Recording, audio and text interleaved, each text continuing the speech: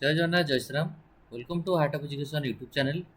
आई hope आपण मैंने समस्ते ओजेई रजिस्ट्रेशन निहत रूप से करुवे, एमसीसी भी रजिस्ट्रेशन करुवे डेफिनेटली।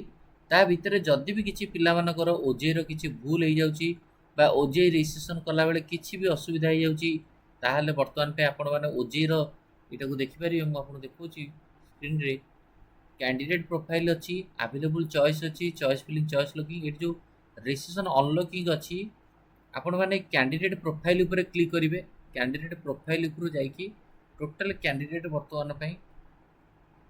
कौन कौन अप्लाई करछि कौन नहीं सब डिटेल्स देखिए देव। तेणुकर जो मैंने ऑलरेडी रजिस्ट्रेशन कर सारी आपण मैंने थरे निहात रूप से लॉगिन करी ए कैंडिडेट प्रोफाइल ऑन करके आपण डिटेल्स थरे देखि दियंतु।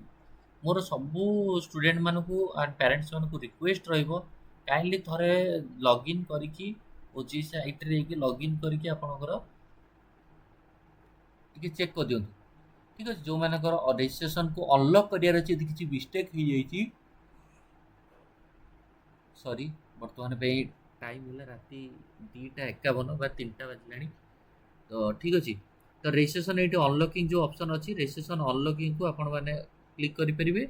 एटी लिखिबो this is the final opportunity for resetting option, I agree to unlock registration मारले आपण रजिस्ट्रेशन अनलॉक करि परिबे। तो किंतु आपण मैंने निहत रूप से थरे थरे निजर लॉगिन आईडी पासवर्ड मारिक चेक कर दिंतु आपंकर सब जिन ठीक अच्छी ना ना। यहाँ गोटे इंपोर्टाट अपडेट आपण मैंने दबार थिला। All the very best, thank you, धन्यवाद।